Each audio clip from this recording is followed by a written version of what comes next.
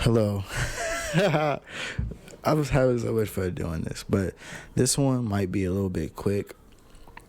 I'm not sure if you guys can hear, but there's a lot of noise around me. I don't mind it, I hope y'all don't. If anything, I feel like it adds to its authenticity that I'm trying to have with this. Whatchamacallit. Yeah, no, my neighbors, they're just having a good time. Listen to some music, whatnot. But anyway, speaking of which, that's kind of what I want to talk to you guys about today. Well, no, it has nothing at all to do with what I want to talk to you guys about. Today's topic is... Stop licking me, dog. Today's topic is individuality, and how it's false, actually. False individuality that a lot of people partake in today. So for I'm trying to figure out how should we get right into it. I'm thinking I should start off about what individuality looks like today and what kind of comes with that. Today I feel like individuality is more of a sort of like a religion. Nowadays I feel like people be like, oh, I'm living my best individualistic, I'm worried about myself and putting myself forward, I only need myself kind of mentality. And you kind of mainly see this coming out of bigger cities, for people who think this way. Because social media is great, but it's bad for a lot of things. It contextualizes things in such a weird way to where it causes humans to view other people, even ourselves, in a completely different way. Like I said, I want to keep this relatively short. So I guess the main reason why I'm bringing this up is because of the lack of community that I feel that we have nowadays, in all spaces. I feel like, and a large part of this is because of the drive and want to be individual. There's a lot of different things that come from this dream, this hope. If you ever watch Attack on Titan, a major theme is, Kenny, I think, was a character. Kenny Ackerman. He came in, I think he had a scene with maybe Levi, or it wasn't Aaron, one of those. And he was talking about how everybody is a slave to something. How nobody is truly free, because even in this case, Aaron, who is striving for freedom, he's a slave to it. He's willing to do whatever it takes to achieve freedom. And I bring this up because I feel like it's the same case with individuality now. It's like we've gotten to a point to where people are willing to do whatever they can to become and be looked at as individual. And like, oh, I'm the first person. And then a lot of people it's so bad that people gatekeep music. People gatekeep, clothing stores and all this other stuff to be individual and unique. And it's like, there's 8 billion of us.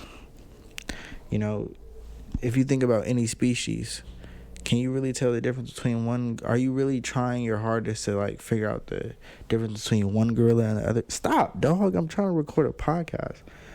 Are you trying to figure out the difference between one gorilla and another gorilla? No, you're not. You're not trying to figure out the difference between this fish and the other fish. You're not trying to figure out, you might notice that, oh, this one's a different color. Oh, this one is a bit bigger. Oh, this one is a bit smaller. But that's about it. That's what makes them individuals. You being a person in general makes you an individual already. You don't have to be you don't have to make yourself into something you're not. You don't have to make yourself a character, although it's fun to. Don't get me wrong. I see the appeal. I understand why people strive so hard to be individualistic, but I mean, the ways that people go about it today is just not right. You know, you got people who like will literally tattoo their whole entire face and like try to walk in and get a job interview with, you know, a business company, or, you know, people who faces matter. You know, you can't just be one of those people who be like, oh, why are you not accepting me? I have, you know, this and this and this and that. It's your image. Your image matters. Your image definitely matters.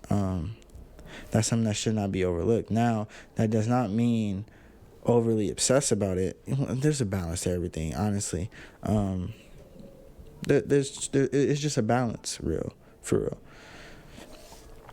Individuality has caused people to sort of adopt these very egotistical, you know, also not only egotistical but nihilistic sort of frames of thinking, where as opposed to a more community-centric, you know, environment, or more community-centric state, city, whatever, tend to be more like happier about life. And that's because, you know, they know they have each other. You know, you can go over across, you know, next to your neighbor and ask for some sugar. You can talk to your neighbor and have a nice conversation. All these things are important, you know. All these things are essential to that's what it means to be human, to have each other, you know. Yeah, my bad. I went to go get some food, but like I was saying, I would love to live in a world where, you know, we prioritize, you know, making a impact in your community, you know, being there for the people around you, and staying contextual with our lives. Like I said, there's a lot of problems that the individual frame of thinking brings, but, you know, this is not to say that it brings no good. Obviously, you know, thinking more individually, you know, requires strength, one. Two, it builds strength, it builds, you know, mental fortitude, self-discipline, all these different things. You learn valuable things about yourself in solitude. You do. But what use is all that knowledge? What use is all anything if it's not shared? It's 222, by the way. But you know what? And I know that sounds very like communist, but what I mean is, more specifically, or a better way to phrase what I just said is, what use is all the work, all the money, all the whatever you accumulate or whatever you do? What use is it if it is not flowed back into humanity? How is that? You know, like, you know, what use is your life if it is not used, or if nothing was, you know, progressed of your time here, you know? And that's not, I'm not saying that means anything big or major, you know, just having a family, you know, just, you know, providing someone with, you know, aid, care, love. But if you're just a person on this earth who just, you know, hate, you know, only cares about themselves, only cares about how they look and how they're doing, yada, yada, yada, you get the gist. If you're one of these people, and like, once again, these people aren't necessarily bad people. They're just useless people. Like, it's like the people who says, like, you know, like, I'm gonna live for me. Oh, I'm gonna, you know, figure things out for me. You know, I'm gonna put myself over others. I'm gonna put my work over others. I'm gonna do this over the others. I need this. I have to do this. Sometimes the people who believe, oh, you just got to get over on people. That is true. If you want like a lot of money, if you want a lot of success, if you want everybody to know who you are, if you want to be on top, yeah, that's what it takes. You're going to have to, you know, lie to some people. You're going to have to, you know, cheat, lie. You know, you get the gist. You're going to have to get over. But who says that's what you have to do? Who says you have to accumulate a lot of money? Who says you have to have all this power? Society does. And that leads me into like my next point, which is you don't have to listen to society. Like, you don't have to listen to what things quote unquote are. Like, they're all, a lot of people like to say this word, social constructs. It's like they're just a construct. They're just a thought. And to truly be free from these thoughts and these ideas about life is to hold your own and formulate your own. There's nothing more than a blueprint. Anybody who makes beats, anybody who does any type of art, anybody who does anything like sports, play basketball, football, soccer, whatever, you understand that there is fundamentals to the game that you have to know, right? For example, take basketball. You have to know how to dribble. You know how to, dribble. A technique is using the tips of your fingers instead of the palm. Shooting a basketball. Elbow in, straight elbow, feet lined up. Nice follow through. All these things are fundamentals that one must have and know in order to be successful at basketball. Now, where the fun part comes in is once you understand the fundamentals, that's when you can start to add your own style, your own, what's comfortable for you. That's essentially the same way life works. Like, because there's been people who lived before us, there's blueprints to how life looks like and what, a certain type of lifestyle would look like. Does that mean that you have to follow this lifestyle? Does that mean that you have to be exactly what it is by the book, by the archetype? No, that is not what that means. What it means is that A, you're not alone. B, there's multiple people in this universe, and there's multiple people that lived before us in this universe and in this world. And the reason why that's helpful is because it's like imagine if we were the first humans to live. Don't think we'll be doing any of the things that we're doing today, acting like we'll be naive. We'll be naive about a lot of things. We'll be naive about good and evil. We'll be naive. And, it's funny that I bring this up because this is exactly how people are acting today. It's like, was I out of focus here? I don't know. But that's exactly how people act today. It's almost as if like, they're forcing themselves into this weird naivety where, people don't understand, why is there war? Why is there, people who steal? Why are they, like, they're 5 years old, like they don't understand the world? And, some people really don't. Some people have been sheltered. Some people, just don't go out too much. People don't watch the news. Some people don't do this, that, and the third. But as a grown adult, as a grown adult who, we have social media now, blah, blah, blah, and, a lot of people are being exposed to this type of things for the very first time. People who don't read a lot, get their information through a more exaggerated source, causing people to feel like freak out about, I'm not going to say minor things, but things that have happened before. It's a groupthink thing, and that's a problem because, once again, in this quest for individuality, we see people conform into like this whole subculture of genre of the gatekeepers, the people who, would like wear the most outrageous of clothing just to say I'm different. And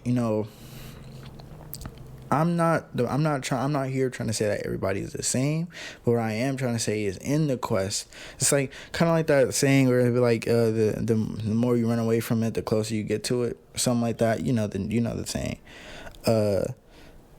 That's essentially what's happening. It's like people are pushing away their actual identities to become a character in order to have an identity. They feel like if they didn't do these things, they would have a character. I know now this is a hot topic, but I feel like I mean this is a hot take, but I feel like a lot of people who who switch. I'm not gonna say a lot of people, but a not a genre, a sub select few of people who identify as queer, bisexual, any of this type of things, do it because they are bored with their lives. Now this is headcanon. Before anybody be like source, I'm about to fart. Before anybody be like source, like there is no source. It's just, this is headcanon. Like, from the people that I know are queer, and from what I see on social media from the people that who identify and shows themselves as queer, usually are boring people. They're boring people who have no other type of personality besides being queer. They have no other type of personality besides being, quirky. And, to me, like, okay, as a person, there's nothing wrong with that. But to me personally, I feel like I wouldn't want to live that way. If you're okay with having your personality be like TikTokable, like what I mean by that is like your personality being something that's quantifiable, like I can pinpoint and like be like, oh, you must like this and I'm right. That shouldn't be the case. That shouldn't happen. If you are a person who feels like, oh, I have to, paint my nails even though you don't really like want to, why? Like, why are you doing it? Because it's in right now? Because it's an aesthetic? I'm not saying that you can't. I'm not saying that you shouldn't. Be free. People get tattoos, piercings, do whatever you want to. Like, this is like it's one life that you get, one privilege to be alive, and that's your prerogative. But what I'm saying is, can we have some thought about the fact that we are still people who live and associate and interact with each other? Like, and there's ways that we all think, and there's ways that we objectively, you could say, think about certain things, and I feel like that needs to be taken into account more as we squeak. Anyway, I think we need to take that into account more as a society, because I guess this brings me into another point, which is, if we continue down this road of pushing the individual, pushing individuality, what will end up happening is people, we well, you see what's happening. We lack community. We lack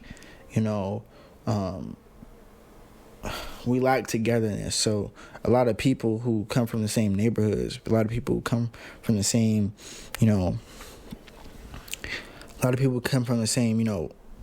group oppose each other. They oppose each other, and over the littlest things, on the smallest of things. And it's because, once again, they're forced to be different. Like, people would, and once again, in that quest, it's like they still conform. And what does that tell you? That means you cannot escape being like a human. You cannot escape being like a human. We want to escape from our bounds of being like a bag of meat and bones. Like, you can't. What are you gonna do? A skin bag of organs and bones. Like, you can't change that fact about you. No matter how hard you try, no matter how hard you push, you will never be larger than life. You will never be larger than life. Stay grounded. Stay contextual. Be